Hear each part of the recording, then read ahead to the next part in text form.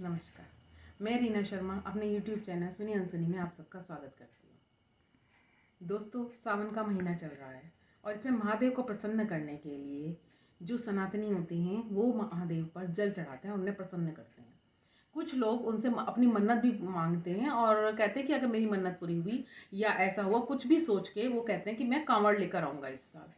तो आपने कांवड़ के बारे में सुना होगा, लेकिन ये कांवड़ क्या है, कांवड़ के पीछे की क्या पौराणिक कथा है, इसमें क्या होता है, इसके बारे में एक बहुत पुरानी कथा है कि एक बार जो पार्वती जी थी और शिव जी थे, वो अपने भक्तों की परीक्षा लेने के लिए हरिद्वार में एक उस पर शिला पर बैठ गए, जिसमें कि जो महादेव थे वो एक कोढ़ी के रूप में बैठे हुए थे और जो पार्वती जी थी, माँ पार्वती थी, वो बहुत ही सुंदर स्त्री के रूप में, असीम सुंदरी के रूप में उनके पास बैठी हुई थी।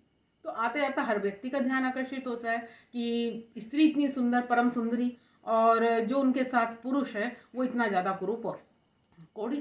तो आते जाते पुरुष उनसे पूछने लगे कि हे देवी, आप यहाँ क्यों बैठी हैं और आप इतनी सुंदर हैं, तो आप इस कोढ़ी पुरुष के साथ क्या कर रही हैं। तो माँ पार्वती ने कहा कि भाई, मेरा पति जी थे, बहुत सुंदर थे, लेकिन किसी श्रापवश ये इन्हें कोढ़ी की योनि प्राप्त हुई है, कोढ़ी बन गए हैं। अब जो भी कोई ऐसा पुरुष जिसने 1000 अश्वमेघ यज्ञ किए हों वो इनको स्पर्श करे तो ये अपने पुरातन रूप में आ जाएंगे, और जैसे स्वर्ण पुरुष थे ये पहले, उसी रूप में आ जाएंगे जिनके साथ मेरा मैच बिल्कुल बहुत अच्छा बैठता है। तो हर व्यक्ति सुनता और आगे बढ़ जाता, क्योंकि 1000 अश्वमेघ यज्ञ कौन करा होगा। उस टाइम राजा करते थे तो एक ही अश्वमेघ यज्ञ कर लिया या 2 कर लिए, 5 कर लिए अपनी ज़िंदगी में, लेकिन 1000 अश्वमेघ यज्ञ, ये तो बिल्कुल ही मतलब बात ऐसी कर रही थी कि सबको आश्चर्य भी होता, हंसी भी आती कि फिर तो कोई बंदा ऐसा मिलेगा नहीं ना पूरी धरती पर, और ये पुरुष ऐसे ही रहेगा और ये परम सुंदरी अपनी जवानी ये ऐसे ही ख़त्म कर देंगी इसी उसमें। दोनों बैठे हुए थे, तभी वहाँ से पर एक पुरुष निकला, वहाँ से जा रहा था। तो उसने कहा, देवी सुंदरी, और आप ऐसे कैसे बैठी। उसने भी वही प्रश्न किया, तो देवी ने, उन्होंने यही कहा, पार्वती ने, कि भाई जो भी ऐसा पुरुष इनको स्पर्श करेगा तो इनका कोढ़ दूर हो जाएगा, जिसने 1000 अश्वमेघ यज्ञ किए हों। तो उसने कहा, वो तो मैंने किए हुए हैं। और उसने उनको जैसे स्पर्श किया महादेव को, वो तुरंत ही एक परम सुंदर पुरुष के रूप में परिवर्तित हो गए। तो पार्वती जी ने कहा कि आप तो इतनी उम्र नहीं लगती, आपने 1000 अश्वमेघ यज्ञ कैसे किए हैं। तो उस व्यक्ति ने कहा कि जो सावन का महीना चल रहा है, इसमें अगर आप शिव जी पे, महादेव, एक संकल्प लें कि मुझे महादेव पे जल अर्पित करना है, और उनको जल लाने के लिए, क्योंकि उनको गंगा जल प्रिय है, आप अगर गंगा की तरफ एक कदम भी बढ़ाते हैं तो वो एक अश्वमेघ यज्ञ के बराबर होता है।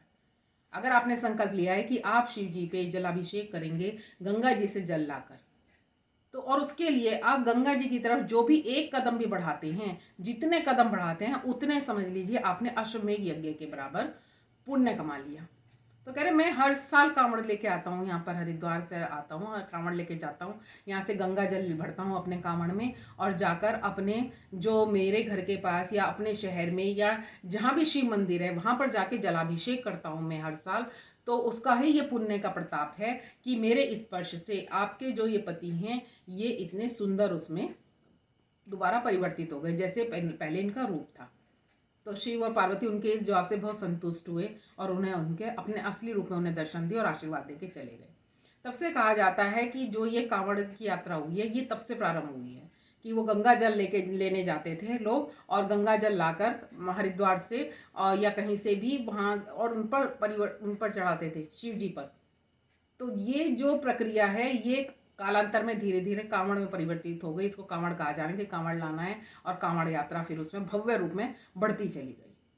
तभी से कहा जाता है कि तभी से कांवड़ यात्रा की शुरुआत हुई। नहीं तो लोग बहुत कहते हैं कांवड़ करना है, कांवड़ लाना है, या कांवड़ यात्रा शुरू हो गई, तो लेकिन ये नहीं पता होती कि कांवड़ कहाँ से शुरू हुई, या इसको ये किस पर्पज से शुरू हुई है, इसको क्यों कहते हैं ऐसी। तो दोस्तों, अगर आपको मेरी ये वीडियो पसंद आई हो या मेरी जानकारी अच्छी लगती हो तो प्लीज़ मेरे चैनल को सब्सक्राइब करना ना भूलें।